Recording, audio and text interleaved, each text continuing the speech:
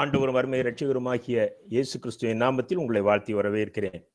எனக்கு அருமையான தேவனுடைய அன்பு பிள்ளைகளே, இந்த நாளிலும் உணர்வுள்ளவனாய் இரு என்ற தலைப்பிலே நாம் கர்த்தருடைய வார்த்தையை கற்றுக்கொள்ளப் போகிறோம்.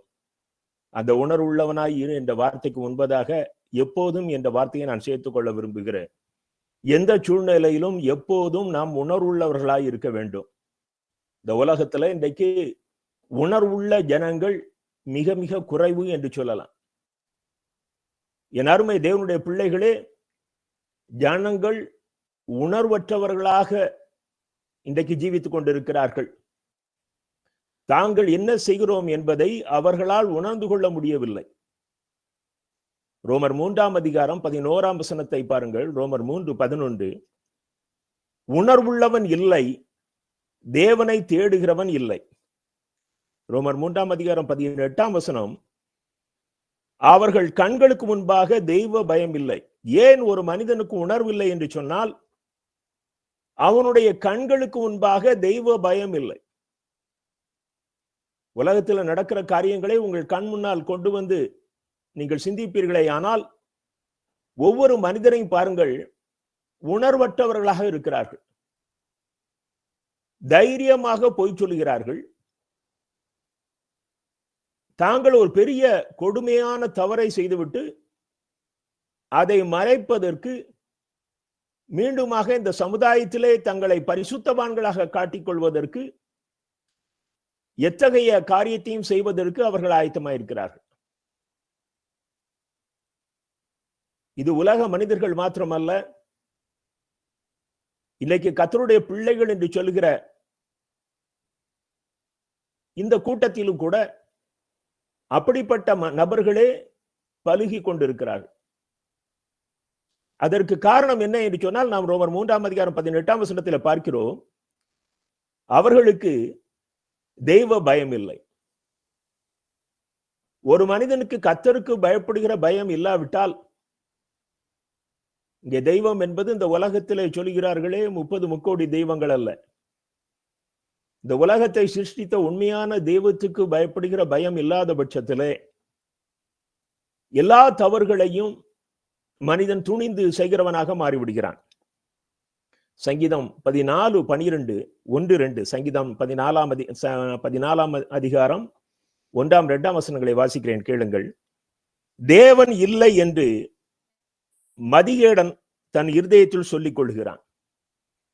அவர்கள் தங்களை கெடுத்து அருவருப்பான கிரியைகளை செய்து வருகிறார்கள்.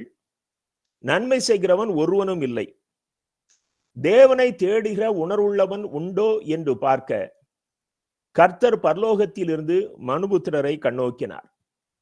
என கருமையான தேவனுடைய அன்பு பிள்ளைகளே, இந்த உணர்வற்ற நிலைமை எப்படி உருவாகிறது என்று சொன்னால், கர்த்தர் இல்லை என்ற எண்ணம் இன்றைக்கு கிறிஸ்தவர்களுக்குள்ளே வந்துவிட்டது.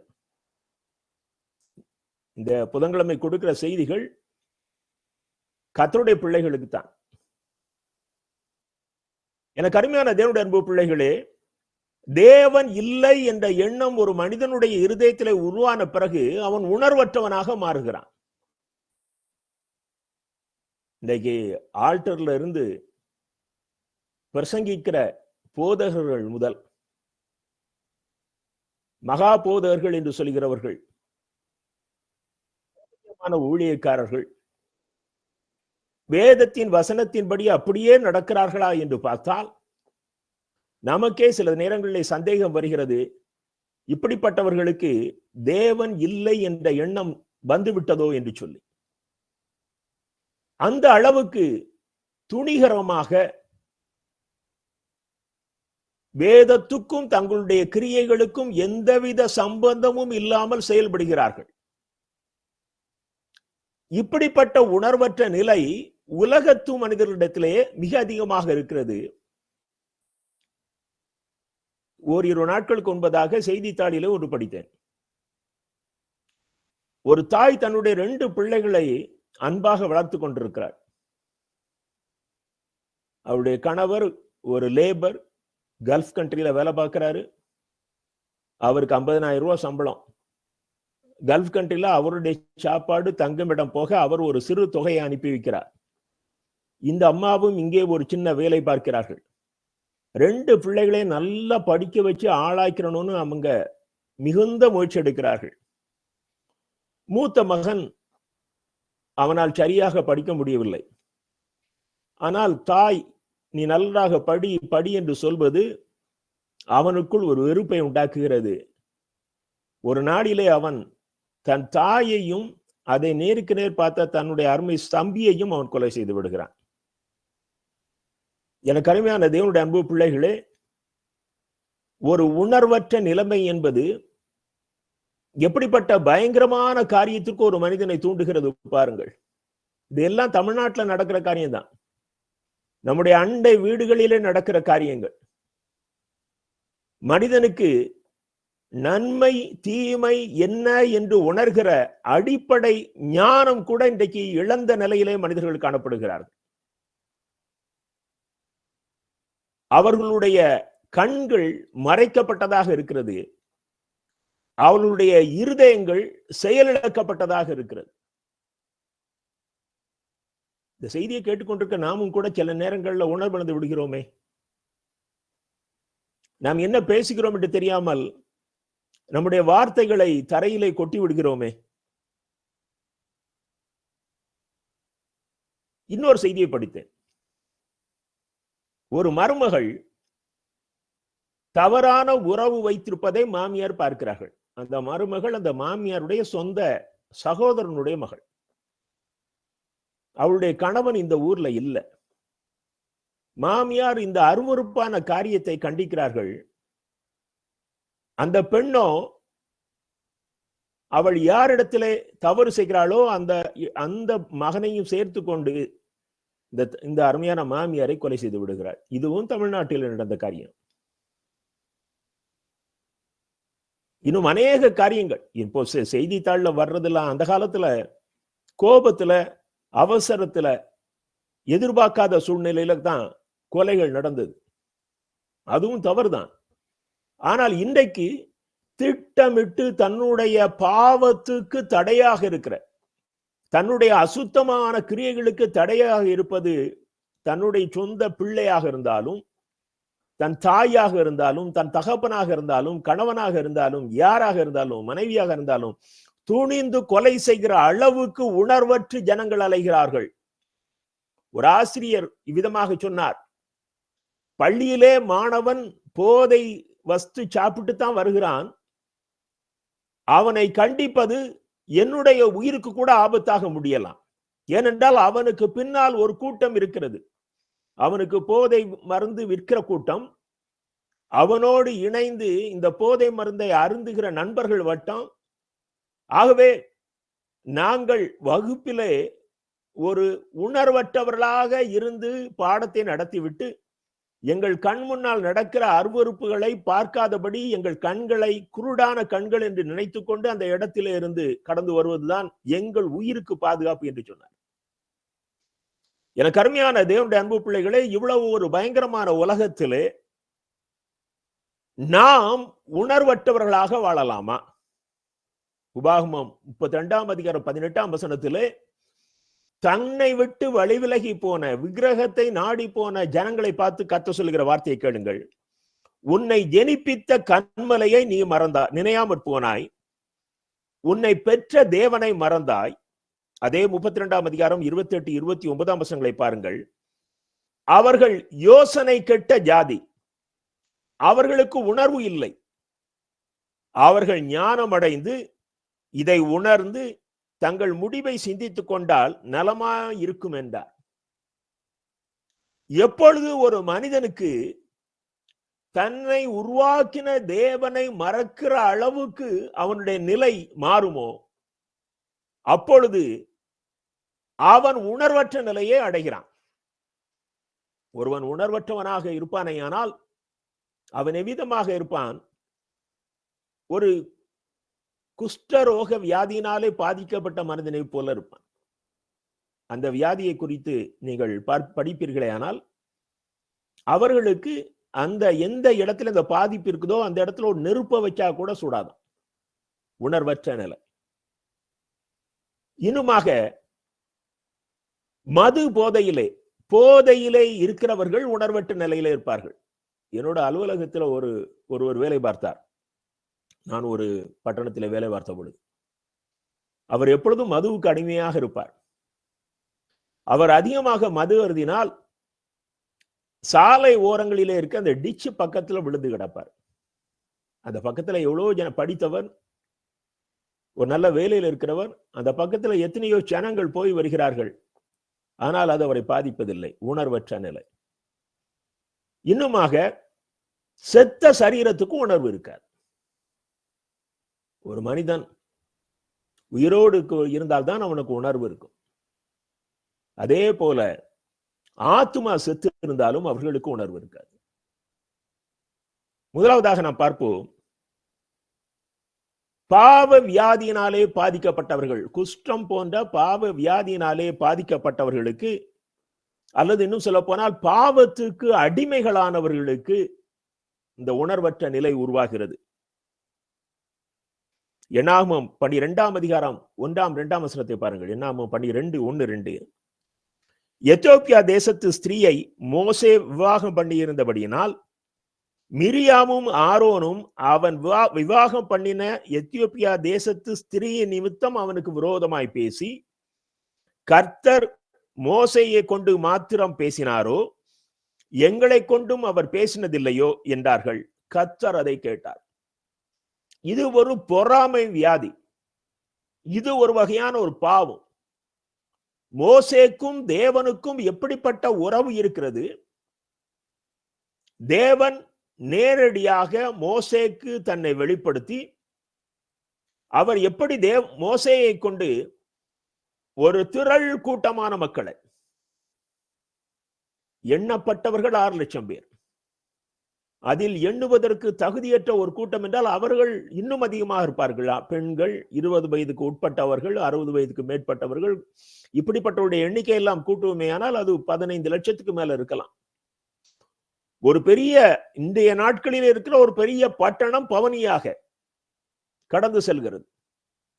எந்த விதமான ஒலிபெருக்கி, செல்போன் ஃபெசிலிட்டி இல்லாமல் அத்தனை ஜனங்களையும் வழி நடத்தி செல்கிற ஒரு பெரிய, மகா பெரிய தலைவன்.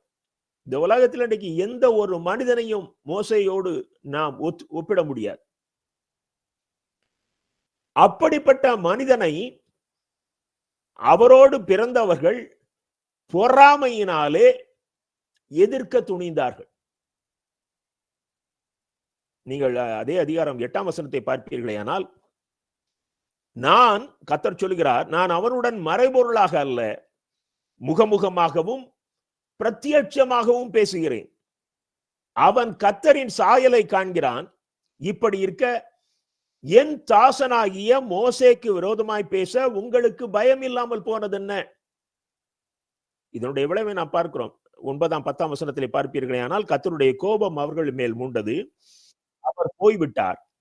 மேகம் கூடாரத்தை விட்டு நீங்கி போயிற்று. மிரியாம் உறைந்த மழையின் வெண்மையை போல குஷ்டரோகியானாள் என்று பார்க்கிறோம். எனக்கு அருமையான தேவனுடைய அன்பு பிள்ளைகளே, பாவ உணர்வு அற்ற நிலைமை. நம்ம முன்னால நிற்கிறது கூட பிறந்த சகோதரனை மாத்திரம் அல்ல, ஒரு தெய்வத்தின் ஸ்தானாதிபதி. நீங்கள் அந்த 12ஆம் அதிகாரம் 7ஆம் வசனத்திலே பார்ப்பீர்களேயானால், அவர் சொல்கிறார், நான் தீர்க்கதரிசிகளிடம் மறைமுகமாக சொப்பனத்தின் மூலம் பேசுகிறேன். என் தாசனாகிய மோசேயோ அப்படிப்பட்டவன் அல்ல, அவன் என் வீட்டில் எங்கும் உண்மை உள்ளவன் என்கிறார். நீங்க இயேசு கிறிஸ்துவ முகமுகமா நம்ம பார்த்துடலாம், பரலோகத்திலும் அது நடக்கும். ஆனால் தேவாதி தேவனுடைய மகிமையைத்தான் நாம் உணர முடியும். ஆனால் அப்படிப்பட்ட தேவனை நான் காண வேண்டும் என்று மோசே கேட்ட பொழுது அவனுக்கு தத்ரூபமாக காட்சி கொடுக்கிறார். அவருடைய பின்புறத்தை அவர் பார்க்கிறார். இதையெல்லாம் அறிந்திருந்த அவனுடைய உடன்பிறப்புகள் எப்பொழுது அவன் மீது பொறாமைப்பட்டார்களோ, கர்த்தர் அவர்களுக்கு உணர்த்தும் விதமாக ஒரு கொடிய வியாதியை அனுமதிக்கிறார். பாவத்தை உணராத சூழ்நிலையிலே உணரக்கூடிய ஒரு தண்டனையை கர்த்தர் அங்கே கொடுப்பதை நாம் பார்க்கிறோம். நீங்கள் இதே போல எலிசா தீர்க்கதரிசி நாளிலே நாகமான் என்ற அந்த சீரிய படைத்தளபதி அங்கே எலிசா கிட்ட தன்னுடைய குஷ்டரோகத்துக்காக விடுதலை பெறுவதற்கு ட்ரீட்மெண்ட் எடுப்பதற்கு வர்றார். நாகமானுக்கு சுகமாயிற்று. அவர் நாகமானுக்கு பரிசு பொருட்களை கொடுக்க முன் வருகிறார். நாகமான் அதை ஏற்றுக்கொள்ளவில்லை. ஆனா எலிசா அதை ஏற்றுக்கொள்ளவில்லை. நாகமான் நன்றி தெரிவித்து அந்த இடத்திலிருந்து கடந்து சென்ற பொழுது எலிசாவினுடைய வேலைக்காரனாகிய கேயாசி நான் போய் வாங்கிக் கொள்வேன் என்று சொல்லி நாகமானை பின்தொடர்ந்து அந்த பரிசு பொருட்களை அவர் பெற்றுக் கொள்ளுகிறார். ஒரு இச்சையின் ஆவி அவனுடைய இருதயத்தில் வருது. ஒரு ஊழியக்காரன், ஒரு பெரிய தீர்க்கதரிசியினுடைய ஊழியக்காரன், எப்போ அவனுக்குள்ள பாவம் வந்ததோ அங்கே நாம் பார்க்கிறோம் 2 ராஜாக்கள் 5ஆம் அதிகாரம் 27ஆம் வசனத்திலே எலிசா நாகமானிடம் சொல்லுகிறார், ஆகையால் நாகமானின் குஷ்டரோகம் உன்னையும் உன் சந்ததியையும் என்றும் பிடித்திருக்கும் என்றான். உடனே அவன் உறைந்த மழை நிறமான குஷ்டரோகியாகி அவன் சமூகத்தை விட்டு புறப்பட்டு போனான். என் அருமை தேவனுடைய அன்பு பிள்ளைகளே, நான் இங்க அந்த வியாதியை வலியுறுத்தி பேசவில்லை. நன்றாக கவனித்துக் கொள்ளுங்கள். அவர்கள் பாவ உணர்வு அற்றவர்களாக இருந்ததினாலே இப்படிப்பட்ட பாடுகளை அனுபவிக்க இருந்தது. அவர்கள் இருக்கிற இடம் நல்ல இடம்.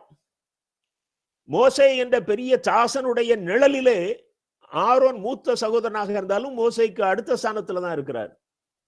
மிரியாம் அதற்கு கீழாகத்தான் இருக்கிறார்கள். மிகப்பெரிய தீர்க்கதரிசி எலிசாவினுடைய வேலைக்காரனாக கேயாசி இருக்கிறார். ஆனாலும் அவர்களுக்குள்ளே பாவம் நுழைந்ததை கர்த்தர் அனுமதிக்கவில்லை. இன்னைக்கு நமக்கு பாவ உணர்வு அற்ற நிலைமையிலே நாம் வாழ்ந்து கொண்டிருக்கிறோம். இன்னைக்கு பண ஆசை எல்லா இடத்திலையும் வேரூன்றி இருக்கிறது. எல்லார்கிட்டையும் பண ஆசை. எனக்கு அருமையான தேவனுடைய அன்பு பிள்ளைகளே, இந்த கொடிய இச்சையிலே இருந்து நாம் வெளிவர வேண்டுமானால் இந்த பாவ உணர்வை நாம் கர்த்தரிடத்திலிருந்து பெற்றுக்கொள்ள வேண்டும். நான் அதை கடைசியாக உங்களுக்கு நான் விளக்குகிறேன். இரண்டாவதாக நாம் பார்ப்போம், போதைக்கு அடிமையா இருத்தல். இந்த போதைங்கிறது மதுவுல மாத்திரம் வர்றதில்லை. இன்னைக்கு நிறைய ஏகப்பட்ட போதை மருந்துகள் வந்துவிட்டது. போதை ஊசி என்று சொல்கிறார்கள். சமீபத்தில் கள்ளக்குறிச்சியில நடைபெற்ற சம்பவம் நமக்கு தெரியும். எத்தனையோ மக்கள் 50க்கும் மேற்பட்டவர்கள் மரித்து போனார்கள். இன்னும் அது மாத்திரமல்ல, இந்த மயக்கத்தை கொண்டு வருகிற போதை ஒரு மனிதனுக்கு பெண்களினாலே ஆண்களினாலே வருகிறது. ஒரு நம்ம இந்தியாவிலேயே கடந்த நாட்களில் ஒரு ஆணும் தகாத உறவு வைத்திருந்த பொழுது அந்த மற்றொரு ஆணை அவன் கூட்டி சென்று டாக்டர்கிட்ட கொண்டு போய் அவனுக்கு அந்த உறுப்பு மாற்று அறுவை சிகிச்சை செய்து அவனை பெண்ணாக மாற்றி விட்டான். மயக்க நிலையில கூட்டிட்டு போனான் அப்படின்னு போட்டிருக்கு. மிக ஆச்சரியமாக இருக்கிறது. மனிதனுடைய உறவுகளை கர்த்தர் ஆதாமுக்கு ஏற்ற துணையை கர்த்தர் உருவாக்கி கொடுத்திருக்கிறார். ஆனால் ஜனங்கள் இன்றைக்கு மிருகத்தை போல மாறிவிட்டார்கள். இது ஒரு வகையான ஒரு போதை. நீங்க அதுல யாரு குறுக்க போனாலும் அவன் கொலை பண்ணிடுவான். இப்படிப்பட்ட காரியங்கள் இன்றைக்கு இந்த உலகத்திலே அதிகமாக ஆட்கொண்டிருக்கிறது. இதெல்லாம் சாத்தானுடைய கையில இருக்கிற ஆயுதம். இதுல வேதத்தை தூக்கி அலைகிறவர்கள் வஞ்சிக்கப்படுகிறார்கள். ஞாயிறு தோறும் ஆராதனைக்கு வருகிற பிள்ளைகள் வஞ்சிக்கப்படுகிறார்கள். எனக்கு அருமையான தேவனுடைய அன்பு பிள்ளைகளே, நீங்கள் நீதிமொழிகள் 20:1 பாருங்க. நீதிமொழிகள் 20:1, மதுபானம் அமளி பண்ணும், அதனால் மயங்குகிற ஒருவனும் ஞானவான் அல்ல. ஐயா, நீ ஞானம் உள்ளவனாக இருந்தால் இந்த மதுவுக்கு அடிமையா இருக்க மாட்டாய். நீதிமொழிகள் 23ஆம் அதிகாரம் 29 முதல் 35 வசனங்கள், நான் ஒரு சில வசனங்களை வாசிக்கிறேன். ஐயோ, யாருக்கு வேதனை, யாருக்கு துக்கம், யாருக்கு சண்டைகள், யாருக்கு புலம்பல், யாருக்கு காரணம் இல்லாத காயங்கள், யாருக்கு ரத்தம் கலங்கின கண்கள். ஒரு குடியாரன் இப்ப இருக்கிற மாதிரி தான் அப்பவும் இருந்திருக்கான். யாருக்கு வேதனை, யாருக்கு துக்கம், யாருக்கு சண்டை, யாருக்கு புலம்பல், யாருக்கு காரணமில்லாத காயங்கள் சரீரத்திலே, யாருக்கு ரத்தம் கலங்கின கண்கள். இப்படிப்பட்ட குடிகாரன், நீங்க 33ஆம் வசனத்தை பாருங்கள். அவனுடைய கண்கள் பரஸ்திரீகளை நோக்கும், அவன் உள்ளம் தாறுமாறானவைகளை பேசும். குடிகாரன் வாயில வந்ததெல்லாம் பேசுவான். அவனுடைய பார்வை அருவருப்பான காரியத்தின் மீது இருக்குமா. இன்னும் பாருங்க, அவன் சொல்றான் 35ஆம் வசனத்திலே, என்னை அடித்தார்கள் நோகவில்லை, என்னை அறைந்தார்கள் எனக்கு சுரணை இல்லை, நான் அதை பின்னும் தொடர்ந்து தேட எப்போது விழிப்பேன் என்பார். ஆமா, அதுக்கு பிறகு இன்னும் அதிகமாக நான் அந்த போதை வஸ்துவை பயன்படுத்திக் கொள்வதற்காகவே ஓடுகிறவனாக இருக்கிறான். எல்லாருமே தேவனுடைய அன்பு பிள்ளைகளே, எப்படிப்பட்ட இந்த போதை வஸ்து கெடுதல் என்று வேதத்துல இவ்வளவு தெளிவா எழுதி வச்சிருக்கு. ஆனால் சொல்ல நான் கூச்சப்படுறேன், ஊழியம் செய்கிறவர்கள் இன்றைக்கு மது அருந்துகிறார்களா? எவ்வளவு ஒரு வெட்கக்கேடு. போதகர்கள் என்று சொல்லுகிறவர்கள் மது அருந்துகிறார்களாம். இந்த வசனத்தெல்லாம் நாம வாசிக்கிறது இல்லை. நாம வாக்குத்தத்த வசனத்தை வாசிக்கிற பரிசுத்தவான்கள். வேதத்திலே சொல்லப்படாத நற்கிரியை செய்யும்படி தூண்டுகிற வார்த்தைகள் வேறு உலகத்துல எந்த கிடையாது. ஒரு குடிகாரனுடைய அத்தனை அருவருப்புகளையும் இந்த வசனங்கள் வர்ணித்திருக்கிறது. இன்னொரு போதை இருக்கிறது, அது பெண் போதை. நீங்கள் நீதிமொழிகள் 7ஆம் அதிகாரம் 21 முதல் 27 வசனங்களை பார்ப்பீர்களே, ஆனால் எப்படி பாவத்திலே விழுந்த பெண் அவள் மற்றவர்களை பாவத்துக்குள் விழ வைக்கிறாள் என்பதை அங்கே சாலமோன் மிக அழகாக எழுதியிருக்கிறார். 21ஆம் வசனத்தை பாருங்கள்.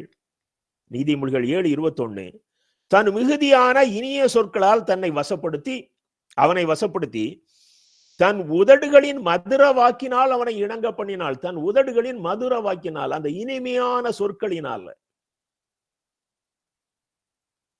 இன்னும் நீங்க அதை பார்ப்பீர்கள். ஆனால் 22ஆம் வசனத்திலே அவன் எப்படி போறானா, ஒரு மாடு அடிக்கப்படும்படி கொண்டு போவது போலும், ஒரு மூடன் விலங்கிடப்பட்டு தண்டனைக்கு போவது போல பாவ பின்னால போறான். 23ஆம் வசனத்திலே, ஒரு குருவி தன் பிராணனை வாங்கும் கண்ணியை அறியாமல் அதிலே விழ தீவிரிக்கிறது போல அவன் போறானா. முன்னால இருக்கிறது கண்ணி, விழுந்தா உயிர் போயிரும். ஆனாலும் அவனுடைய கண்கள் மறைக்கப்பட்டிருக்கிறது. 27ஆவது வசனத்தை பாடுங்கள். அவள் வீடு பாதாளத்துக்கு போகும்படி அது மரண அறைகளுக்கு கொண்டு போய்விடும். எனக்கு அருமையான தேவனுடைய அன்பு பிள்ளைகளே, இவ்வளவு எச்சரிப்பு இருந்தோம் இந்த பாவத்துல எத்தனையோ ஜனங்கள். இன்னைக்கு ஒரு கிறிஸ்தவ வாட்ஸ்அப் குரூப்ல ஒரு ஊழியக்காரன் வீராவேசமா மெசேஜ் கொடுத்துட்டு இருக்கிறான். பழையதை எல்லாத்தையும் உலகம் கிண்டும், ஆனா கர்த்தர் நான் பழச மறந்துட்டேன்னு சொல்றாரு அப்படின்னு பேசி கொண்டிருக்கிறார். இந்த செய்தியை ஒருவர் போட்டிருக்கிறார். இந்த செய்தி வந்து ஓரிரு நிமிடங்களுக்குள்ளதாக இன்னொருவர் ஒரு செய்தியை கொடுக்கிறார். இப்படிப்பட்ட செய்தியெல்லாம் நீ போடாத, இந்த ஊழியக்காரனுக்கு 2 மனைவி அப்படின்னு சொல்லி போடுற. நான் அதை வாசித்து ரொம்ப வேதனைப்பட்டேன். ஒரு ஊழியக்காரனுடைய சாட்சி எப்படி இருக்கிறது?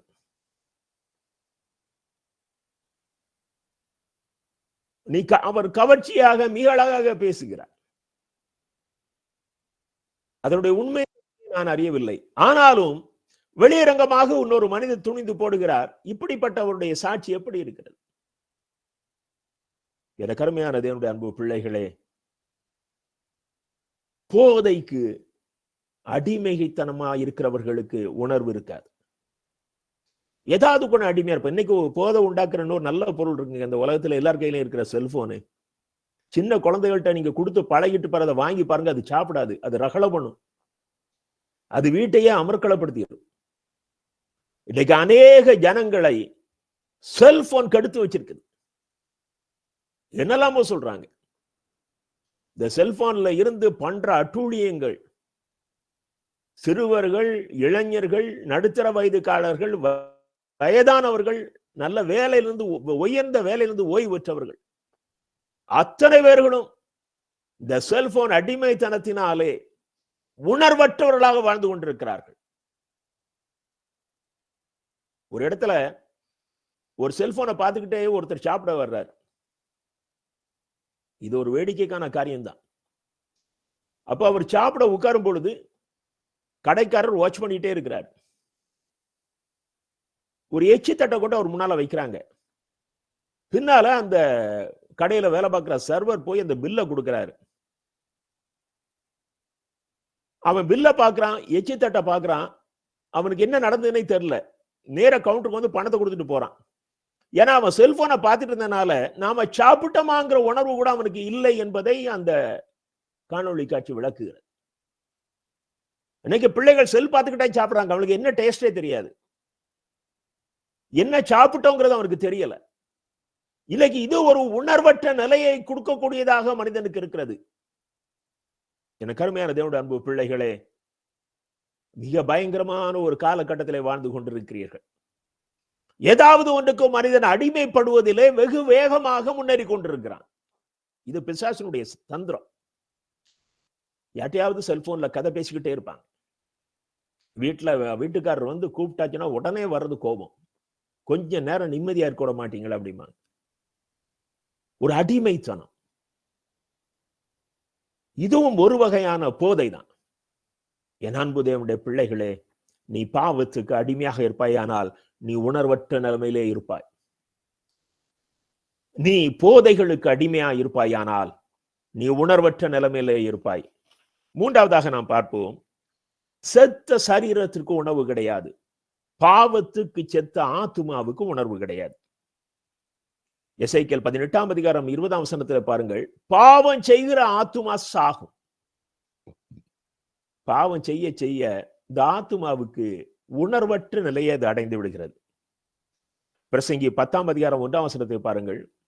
பிரசங்கி 10:1, செத்த ஈக்கள் தைலக்காரனுடைய பரிமள தைலத்தை நாரி கெட்டு போக பண்ணும். ஞானத்திலும் கனத்திலும் பெயர் பெற்றவனை சொற்ப மதியினமும் அப்படியே செய்யும். நல்லா கவனிங்க. செத்த ஈ ஒரு அறை முழுவதும் மனம் கொடுக்கக்கூடிய ஒரு நல்ல உயர்ந்த மனமுள்ள தைலத்தை கெட்டுப்போக பண்ணும். ஒரு செத்தை ஆத்துமா செத்த ஒரு மனிதன் ஒரு திருச்சபையில இருப்பானே ஆனால் அந்த திருச்சபையை நாட்டம் எடுக்க செஞ்சு விடுவான். இன்னைக்கு ஏன் திருச்சபைகள் கோர்ட்டுகளுக்கும் போலீஸ் ஸ்டேஷன்களுக்கும் அலைந்து கொண்டிருக்கிறார்கள்? அந்த திருச்சபையில இருக்கிற செத்த ஆத்துமாக்களை உடையவர்கள், உணர்வற்றவர்கள். ஆண்டவருடைய பிள்ளைகள் வெரி சென்சிட்டிவ். ஐயா, இந்த உலகத்துல நடக்கிற காரியம் உன்னை பாதிக்கலன்னா நீ உணர்வற்று இருக்கிறார். உன் சபையில நடக்கிற அருவருப்புகள் உனக்கு உன் கண்ணுக்கு மறைக்கப்பட்டிருக்குமே, ஆனால் நீ உணர்வற்று இருக்கிறாய்.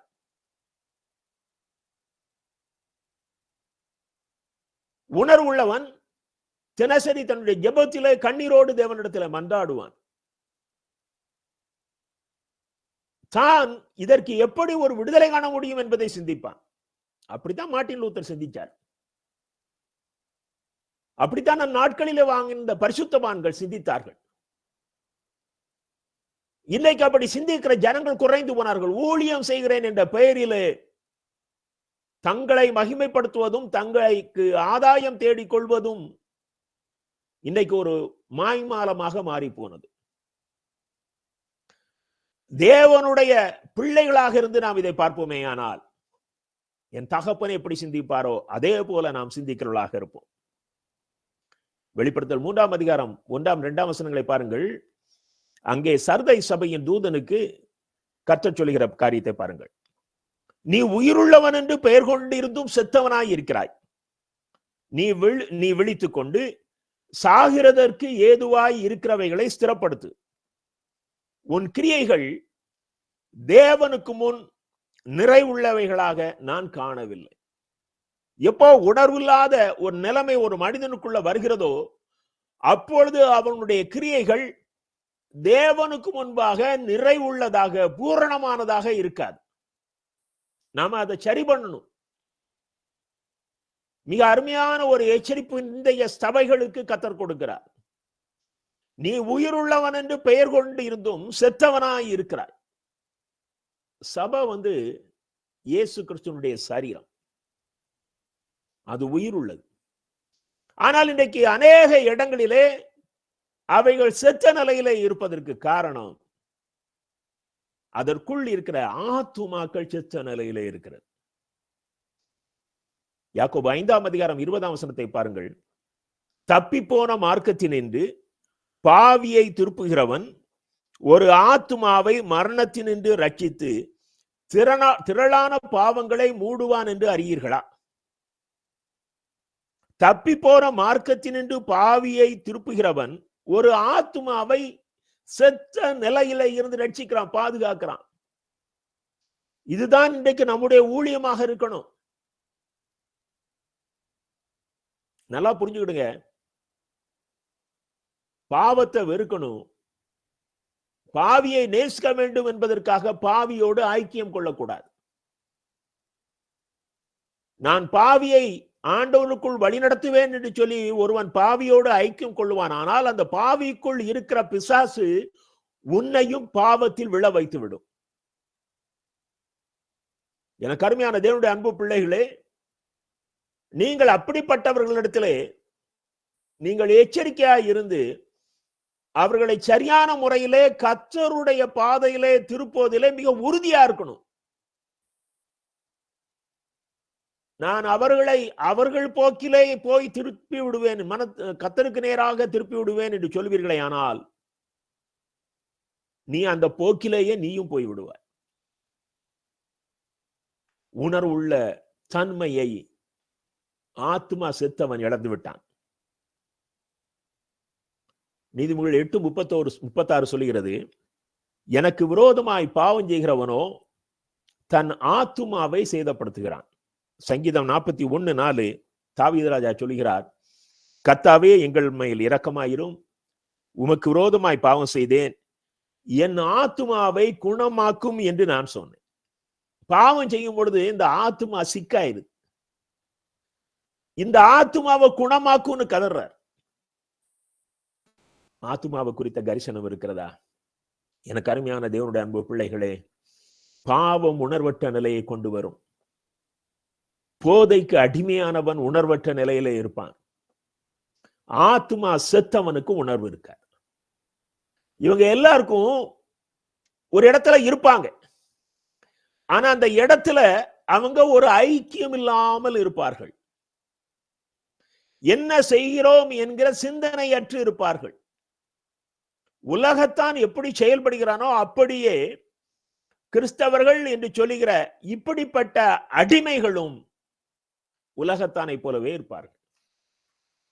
இப்ப பார்ப்போம், நான் உணர்வுள்ளவன் என்பதற்கு எது அடையாளம்? ஒரு 3 காரியங்களை விரைவாக நாம் பார்ப்போம். நான் உணர்வுள்ளவன் என்பதற்கு எது அடையாளம்? நான் யார் என்பதிலே நான் தெளிவாய் இருக்க வேண்டும். நான் யாருடையவன் என்பதிலே தெளிவாய் இருக்க வேண்டும். நான் எதை நோக்கி பயணம் செய்கிறேன் என்பதிலே தெளிவாய் இருக்க வேண்டும். நான் யார்? எனக்கு அருமையான தேவனுடைய அன்பு பிள்ளைகளே, இந்த உணர்வு உனக்கு இருக்குமே ஆனால் நீ செய்யத்தகாததை ஒரு நாளும் செய்ய மாட்டாய். தானியேல் 1:8 பாருங்கள். அங்கே யூதேயா தேசத்திலிருந்து அடிமைகளாக 10,000க்கும் மேற்பட்டவர்கள் கொண்டு வரப்படுகிறார்கள். அதில ஒரு கூட்டம் வாலிபர்கள் தெரிந்து கொள்ளப்பட்டு நேபுகாத்நேச்சார் அரண்மனையிலே சேவம் செய்வதற்காக அவர்களுக்கு விசேஷ உணவு கொடுக்கப்பட்டு அவர்கள் அதற்காக அந்த மொழி கற்றுக் கொடுக்கப்பட்டு அவர்கள் பயிற்றுவிக்கப்படுகிறார்கள். அந்த வசனத்தை நான் வாசிக்கிறேன். தானியேல் 1:8. தானியேல் ராஜாவின் போஜனத்தினாலும் அவன் பானம் பண்ணும் திராட்சரசத்தினாலும் தன்னை தீட்டுப்படுத்தலாகாது என்று தன் இருதயத்திலே தீர்மானம் பண்ணிக்கொண்டு தன்னை தீட்டுப்படுத்தாதபடி பிரதானிகளின் தலைவனிடத்தில் வேண்டிக் கொண்டான். அடிமையா வந்திருக்கிறான், அகதியா வந்திருக்கிறான். ஆயிரக்கணக்கானவர்கள் அந்த உணவை சாப்பிடுவதற்கு ஒப்புக் கொடுத்து விட்டார். அவனோடு வந்தவர்கள் ஒப்புக் கொடுத்து விட்டார்கள். ஆனால் இங்கே 4 பேர் தெளிவாக நிற்கிறார்கள். நாங்கள் ஜீவனுள்ள தேவனுடைய பிள்ளைகள், நாங்கள் ஒரு பரிசுத்த கூட்டம். நாங்கள் இந்த அயலகத்து உணவு அந்த ராஜாவின் உணவாக இருந்தாலும் அந்த உணவினாலே எங்களை தீட்டுப்படுத்த மாட்டோம். எவ்வளவு ஒரு உயர்வான சிந்தனை பாருங்க ஐயா. உலக பிரகாரமாக அன்றைக்கு நிலைமை லோதான். ஆனால் அவர்கள் எடுத்திருக்கிற முடிவு, அவர்கள் இருதயத்திலே அவர்கள் தங்களை பற்றி வைத்திருக்கிற அந்த உயர்ந்த எண்ணம். நீங்க கஷ்டப்படலாம், நீங்கள் தருத்தனா இருக்கலாம். அந்த ஏழை விதவை 2 காணி காசு போட்டுட்டு ஒரு கம்பீரமா நடந்து வந்தாள், அப்படி இருக்கணும். நான் இயேசு ராஜாவின் பிள்ளை. இந்த உலகத்துல இயேசுவினுடைய உண்மை பிள்ளைகளாக இருப்பதை காட்டிலும் மிக உயர்ந்த ஆசீர்வாதம் ஒண்ணுமே கிடையாது. எவ்வளவு பெரிய கோடீஸ்வரனா இருந்தாலும் சரி, எல்லாம் கண் முன்னாலே அழியிறாங்க. ஆனால் அழியாமல் நிச்சயமாக வாழப்போகிற ஒரு பரிசுத்த கூட்டம் உண்டு. அந்த கூட்டத்திலே நீனும் ஒருவன் என்று உணர்ந்து தைரியமாக நில். நான் யார்? இந்த சிந்தனை உன் மனசுல ஓடிக்கொண்டிருக்குமானால் எந்த பாவமும் உன் அருகிலே வருவதற்கு நீ இடம் கொடுக்க மாட்டாய். நீ எப்பொழுதும் உணர்வுள்ளவனாயிருப்பாய். நீங்க எஸ்தர் 4ஆம் அதிகாரம் 13ஆம் வசனத்திலே பார்ப்பீர்களே, ஆனால் இப்பொழுது அங்கே யூதர்களுக்கு ஆமானினாலே ஒரு அழிவு வருது. அப்போ அங்க அவருடைய சகோதரன் மொர்தெகாய் அவளுக்கு தகவல் சொல்லி அனுப்புறார். அவர் எஸ்தருக்கு என்ன சொல்றாரு? நீ ராஜாவின் அரமனையில் இருக்கிறதினால் மற்றவர்கள் தப்பக்கூடாது இருக்க நீ தப்புவாய் என்று உன் மனதிலே நினைவு கொள்ளாதே. நான் ராஜாவுக்கு என்ன கூப்பிடாம நான் போக முடியாது. அப்படி போவேனே ஆனால் அது தண்டனைக்குரிய குற்றமாக இருக்குமே என்று அவள் சொன்ன பொழுது அவன் என்ன சொல்றான்? நீ வாழ்ந்தானா செத்தான, இங்க உன் இனமே அழிய போகுது. நீ நல்லா கம்ஃபர்ட்டா அரண்மனையில உனக்கு உத்தியோகம் கிடைச்சு போச்சு, நீ ராஜாவுக்கு அடுத்த ஸ்தானத்துல இருக்கிறாய் என்பதனாலே மமதை கொள்ளுகிறாயோ என்பதை எச்சரிக்கும் வண்ணமாக ஒரு வார்த்தை சொல்கிறான். நீ யார் என்பதை மறந்து விடாது. உலக பிரகாரமாக உங்களுக்கு அந்தஸ்து கிடைக்கும் பொழுது சில நேரங்களிலே நாம் யார் என்பதை மறந்து விடுகிறோம். எனக்கு பெரிய உத்தியோகம் கிடைச்சு போச்சு, இப்ப எனக்கு பழைய மாதிரி ஜெபிக்க முடியல. நீ சாக்கடையா மாறிடுவார். நீ சாக்கடையா மாறிடுவார். உனக்கு இந்த அந்தஸ்தை கொடுத்தது தேவாதி தேவன். நீ அவரோடு செலவழிக்கிற நேரத்திலே நீ மற்ற காரியங்களுக்கு அந்த நேரத்தை கொடுப்பாயானால், உன் உலக அந்தஸ்தை காப்பாற்றிக் கொள்வதற்கு நீ முக்கியத்துவம் கொடுப்பாயானால், தேவனுடைய கிருபையை நீ இழந்து போவா. எனக்கு அருமையான தேவனுடைய அன்பு பிள்ளைகளே, ரட்சிக்கப்பட்ட பிள்ளைகள் எப்பொழுதும் நான் யார் என்பதிலே மிக தெளிவாக இருக்கணும். சிம்சோனுக்கு அவனுடைய பிறக்கும் பொழுது அவனுடைய தாய்க்கு கொடுக்கப்பட்ட, அவனுடைய பெற்றோருக்கு கொடுக்கப்பட்ட தரிசனம், அவன் என்றும் நசரேயனாயிருப்பான்.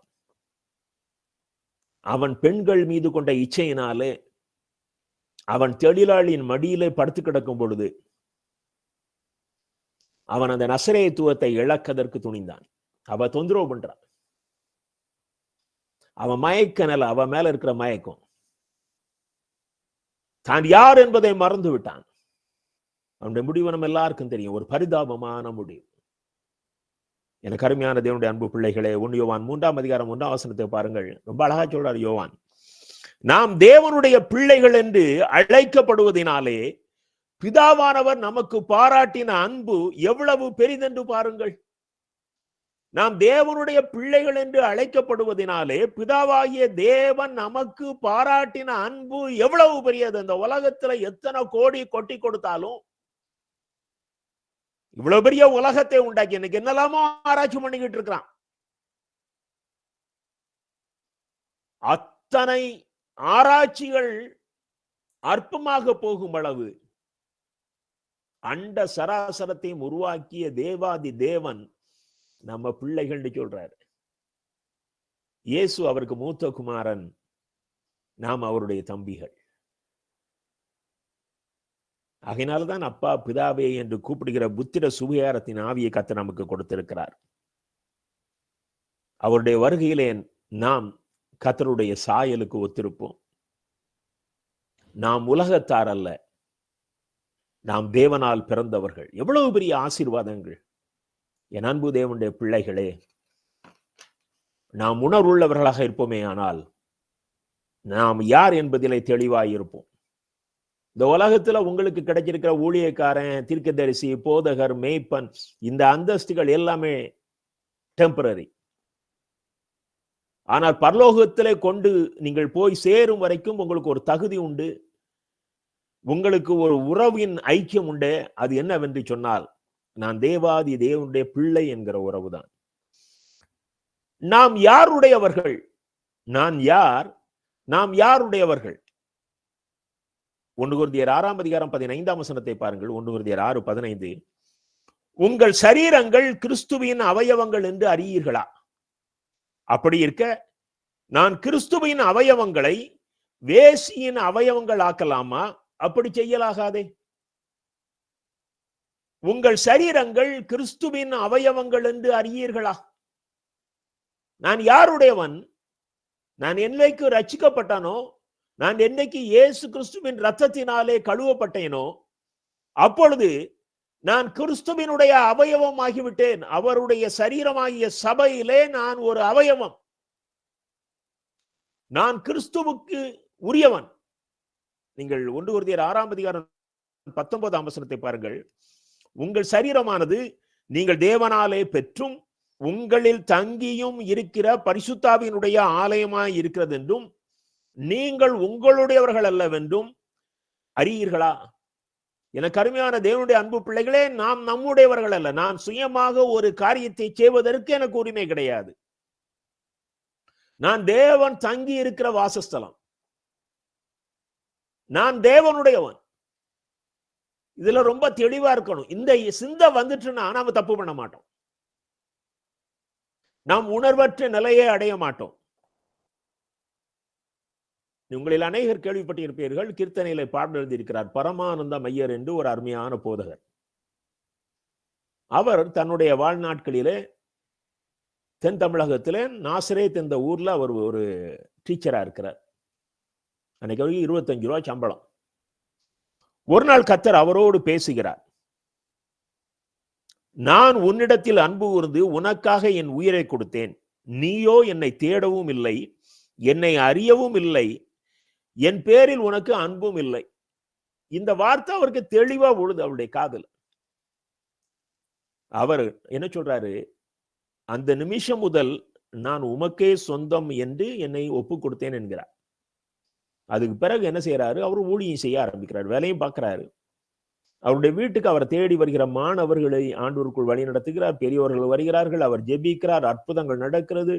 ஒரு பெரிய ஊழியம் அவர் வீட்டுல ஆரம்பிச்சிட்டு, இதை பார்த்து கொண்டிருந்த குருமார்கள் என்ன செய்யறாங்க? இவனுடைய வேலையை விட்டு இவன் இந்த வேலையை செய்யறான, இது சபைக்கு கெடுதல் என்று சொல்லி அந்நாட்களில் அங்கே மிஷினரிகளின் தலைவராக இருந்த மர்காஷிஷ் ஐயர்கிட்ட போய் ரிப்போர்ட் பண்ணி, இவனை நீங்க டீச்சர் ஜாப்ல இருந்து எடுத்துடணும், இல்லைன்னா இது சபைக்கு கெடுதல் என்று சொல்கிறார்கள். ஐயா அவர்களும் இனி நீ ஆசிரியர் வேலை பார்க்க வேண்டாம் என்று சொல்லி அவருக்கு கடிதம் கொடுத்துட்டார். அவர் அதை பற்றி ரொம்ப திங்க் பண்ணல. அவர் அந்த லெட்டரை வாங்கிட்டு வீட்டுக்கு போயிட்டாரு. ஆனா வீட்டுல அந்த 25 ரூபாய் சம்பளத்தை நம்பி இருந்த அவருடைய பெற்றோரும் அவருடைய தம்பிமார் எல்லாருமே அப்படி பரிதாபமா பாக்குறாங்க. அன்னைக்கு 25 ரூபா ஒரு பெரிய தொகையே, இது இல்லைன்னா இனி நம்முடைய குடும்பம் எப்படி நடக்கும்னு பாக்குறாங்க. அப்போ ஒரு சிலர் அந்த ஊர்ல இந்த மூப்பர்கள் வந்து சொல்றாங்க, நீங்க அவரை போய் ஒரு மன்னிப்பு கடிதம் கொடுக்க சொல்லுங்க, நான் இனிமேல் இந்த மாதிரி ஊழியம் எல்லாம் பண்ண மாட்டேன் நான் ஒழுங்கா ஆசிரியர் வேலை பார்ப்பேன் அப்படின்னு மன்னிப்பு கடிதம் எழுதி கொடுக்க சொல்றாங்க. உடனே பெற்றோர் இவர்கிட்ட வந்து சொல்றாங்க, எப்பா நீ ஒரு மன்னிப்பு கடிதம் கொடுத்தீங்கன்னா உன்னை மீண்டும் வேலைக்கு எடுத்து விடுவாங்களா, நமக்கு அந்த 25 ரூபாய் வருமானம் வருமே என்கிறாங்க. அதற்கு அவர் என்ன பதில் சொல்றாரு பாருங்க. எனக்கு அருமையான தேவனுடைய அன்பு பிள்ளைகளே, நான் ஆண்டவரை நம்பி வாழ்ந்து வெறும் மண்ணை திண்டாகிலும் பிழைப்பேனை அன்றி வயிறு பிழைக்கும்படி என் ஆண்டவரை மறுதலிக்க மாட்டேன். அவர் சொன்ன வார்த்தை, மண்ணை வேணாலும் தின்னு வாழ்வனே ஒழிய ஒரு வயிற்று பிழைப்புக்காக நான் என் ஆண்டவரை மறுதலிக்க மாட்டேன். அவர் சொல்றாரு, நாசரேத் ஒரு கிறிஸ்தவ கிராமமாய் இருந்தும் நான் கலங்கி நின்ற இந்த வேளையிலே பரமானந்தம் சோர்ந்து போகாமல் தைரியமாகிறேன் என்று சொல்ல எனக்கு யாருமே இல்லை அந்த நேரத்தில். எனக்கு அருமையான தேவனுடைய அன்பு பிள்ளைகளே, உன் சூழ்நிலை எல்லாம் உனக்கு எதிராயிருக்கும். உன்னுடைய கிறிஸ்டியன் சொசைட்டில நீ தைரியமாக ஆண்டவருக்காக ஒரு ஆள் தான் நிப்பா. உன் சூழ்நிலை, உன் குடும்பம், உன் வேலை ஸ்தலத்துல, உன் நண்பர்கள் வட்டத்துல எல்லாரும் உனக்கு எதிராக நிற்பாங்க. ஆனா நீ மட்டும், நீ யாருக்கு சொந்தம் என்பதிலே தெளிவாய் இருப்பாயானால், நான் யாருடையவன் என்பதிலே தெளிவாய் இருப்பாயானால், என் குடும்பத்தை சார்ந்தவனா, இந்த சபையை சார்ந்தவனா, இந்த ஸ்தாபனத்தின் வேலையை சார்ந்தவனா? நோ, நான் கிறிஸ்துவின் ரத்தத்தினாலே கழுவப்பட்டவன், நான் கிறிஸ்துவுக்கு சொந்தம் என்பதிலே தெளிவாய், பரமானந்தம் ஐயரை போல தெளிவாய் இருப்பாயானால் கர்த்தர் மகிமைப்படுவார். எனக்கு அருமையான தேவனுடைய அன்பு பிள்ளையே, நீ உணர்வுள்ளவனாய் இருக்கிறாய். மூன்றாவதாக பாருங்கள், நம்முடைய பயணம் எதை நோக்கி என்பதிலே நாம் தெளிவாய் இருக்கணும். இந்த வாழ்க்கை பயணத்திலே, உலக பிராரம்ப மனிதர்களுக்கு வாழ்க்கை பயணத்துல எந்த நோக்கமும் கிடையாது. அவங்க பியாண்ட் லைஃப் திங்க் பண்றது இல்லை. அவர்கள் இந்த உலகத்திலேயே நீடூழி காலம் வாழ்வதாக எண்ணிக்கொண்டு இந்த உலகத்துல தங்களுக்கு ஐஸ்வர்யங்களை சேமிப்பதும், நோய்கள் வந்தால் அதை கவனித்து எப்படியாவது அதிக நாட்கள் வாழ்ந்துடணும்னு முயற்சி எடுப்பதும், அவர்கள் உலக பிராரமான காரியங்களிலேயே தங்களுடைய எண்ணங்களையும் சிந்தனைகளையும் செலுத்திக் கொண்டிருக்கிறார்கள். ஆக அவருடைய பயணம் இந்த உலகத்தோடு முடிந்து போகிறது என்பதில் அவர்கள் தெளிவாக இருக்கிறார்கள். ஆனால் தேவனுடைய பிள்ளைகள் நித்தியமாக வாழப் போகிறவர்கள். அவருடைய பயணம் நித்திய ராஜ்யத்தை நோக்கி இருக்கிறது. நீங்கள் கொலோசையர் 3ஆம் அதிகாரம் 1ஆம் 2ஆம் வசனத்தை பாருங்கள். நீங்கள் கிறிஸ்துவுடன் கூட எழுந்ததுண்டானால், பாவத்துக்கு செத்து நீதிக்கு உயிர்த்தெழுந்ததுண்டானால், கிறிஸ்து தேவனுடைய வலதுபார்சத்தில் வீற்றிருக்கும் இடத்தில் உள்ள மேலானவைகளை தேடுங்கள், பூமியில் உள்ளவைகளை அல்ல, மேலானவைகளையே நாடுங்கள். இந்த சிந்தனை நமக்கு வரணும். இந்த பூமியில் உள்ளவைகளுக்கே திட்டம் போட்டுக் கொண்டிருக்கிறோம். அது உலகத்தானும் போடுறான், சபையும் போடுது, கிறிஸ்தவ குடும்பமும் போடுது. அவருடைய திட்டங்கள் எல்லாம் இந்த உலகத்துக்குரிய காரியங்கள் தான். ஆனால் ஆண்டவருடைய பிள்ளை நீடித்த நிலையான ஒரு வாழ்வு வாழப்போகிற அந்த உயர்ந்த காரியத்தை குறித்து அதிகமாக சிந்தித்துக் கொண்டிருக்கணும். ஐயா, தனிக்கு ஆண்டவரோடு பேசுகிற நேரம் உங்களுக்கு உண்டா? கொஞ்ச நேரம் ஆண்டவருடைய பாதத்திலே தனித்திருந்து அவருடைய முகத்தை தரிசிக்கிற அனுபவம் உண்டா உங்களுக்கு? அப்படியானால் தான் உன்னுடைய வாழ்க்கை பயணம் ஒரு உணர்வுள்ள பயணமாக இருக்க முடியும். அப்போஸ்தலர் 14:22 பாருங்கள். அப்போஸ்தலர் 14:22 சீஷருடைய மனதை திடப்படுத்தி விசுவாசத்திலே நிலைத்திருக்கும்படி அவர்களுக்கு புத்தி சொல்லி, நாம் அநேக உபத்திரவங்களின் வழியாய் தேவனுடைய ராஜ்யத்தில் பிரவேசிக்க வேண்டும் என்று சொன்னார்கள். நாம் அநேக உபத்திரவங்களின் வழியாய் தேவனுடைய ராஜ்யத்தில் பிரவேசிக்க வேண்டும் என்று சொன்னார்கள். நம்முடைய பாதை உபத்திரவமா தான் இருக்கும். அது ஒரு குறுகலான பாதை, அது பாடுகள் நிறைந்த பாதை. ஆனால் நாம் நுழைய போகிற இடம் தேவன் தங்கும் வாசஸ்தலம். அது தேவனுடைய ராஜ்யம். எனக்கு அருமையான தேவனுடைய அன்பு பிள்ளைகளே, நான் யார்? நான் யாருடையவன்? நான் எதை நோக்கி பயணம் பண்ணுகிறேன்? இது எல்லாம் உணர்வுள்ளவர்களுக்கு வருகிற ஒரு ஆசீர்வாதம். நீ உணர்வுள்ளவனாக இருப்பாயானால் நீ இந்த காரியங்களிலே நீ தெளிவாய் இருப்பாய். நீ உணர்வற்றவனாக இருப்பாயானால் நீ பாவத்துக்கு அடிமை, நீ மதுபானத்துக்கு, இந்த உலகத்தின் லாகிரி வஸ்துகளுக்கு நீ அடிமை. நீ ஆத்துமா செத்த நிலையில இருக்கிறாய். என் அன்பு தேவனுடைய பிள்ளைகளே, யோவான் 16:8 பாருங்கள். பரிசுத்தாவியானவர் வந்து பாவத்தை குறித்தும் நீதியை குறித்தும் நியாய தீர்ப்பை குறித்தும் உலகத்தை கண்டித்து உணர்த்துவார். அப்போ ஒரு மனுஷனுக்குள்ள உணர்வு வரணும் அப்படின்னா அவனுக்குள்ள பரிசுத்தாவியானவர் வரணும். அவர்தான் அந்த உணர்வை கொடுக்கிறார். அவர்தான் உனக்குள்ள இருந்து நீ செய்கிற காரியங்களை அவர் உணர்த்தி கொண்டே இருப்பார். ஏன் இன்றைக்கு வேதத்தை சுமக்கிற பிள்ளைகள் பாவத்திலே விழுந்து விடுகிறார்கள் அல்லது பாவத்துக்கு அடிமைகளாகி விடுகிறார்கள் என்றால் அவர்களுக்குள்ளே ஆவியானவர் வாசம் செய்யவில்லை. அவர் இருப்பாரையானால் அவர்கள் அவருடைய கண்டிப்பின் சத்தத்தை, அந்த உந்துதலை, அந்த உணர்வை அவர்கள் புரிந்து கொள்ள முடியும். மனசாட்சிக்கும் ஒரு உணர்வு கொடுக்கும். சாதாரண ஒரு மனிதனுக்கு கூட தவறு செய்யும் பொழுது மனசாட்சி பேசும். ஆனால் ஆவியானவர் உனக்கு கண்டித்து உணர்த்துகிறவர். அவர் பாவத்தை குறித்து உனக்கு கண்டிப்பார். அவர் நியாய தீர்ப்பை குறித்து உனக்கு கண்டிப்பார். அவர் நீதியாய் வாழ்வதை குறித்தும் உனக்கு கண்டித்து உணர்த்துவார். அவர்தான் உனக்குள் தங்கியிருந்து நீ செய்கிற தவறிலிருந்து எப்படி விடுதலை பெற வேண்டும், எப்படி நீ நீதிமானாய் வாழ வேண்டும், நீ எப்படி நீதிமானாய் வாழ்ந்தால் நீ நியாய தீர்ப்பிலே நீ ஆக்கினை தீர்ப்படையாமல் எப்படி பரலோகத்துக்குள்ள நுழைய முடியுங்கிறத உனக்குள்ள இருந்து வழி நடத்துகிற ஒரு மிகப்பெரிய ஆசீர்வாதம் கர்த்தரே உனக்குள் தங்கி இருக்கிறார் என்கிற அடையாளம்.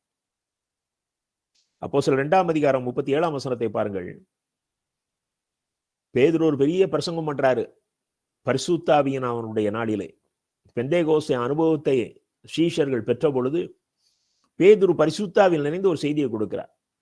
இந்த செய்தியை கேட்ட உடனே அதை கேட்ட ஜனங்கள், அந்த 37 நான் வாசிக்கிறேன். இதை அவர்கள் கேட்ட பொழுது இருதயத்திலே குத்தப்பட்டவர்களாகி பேதுருவையும் மற்ற அப்போஸ்தலரையும் பார்த்து, சகோதரரே நாங்கள் என்ன செய்ய வேண்டும் என்றார்கள்.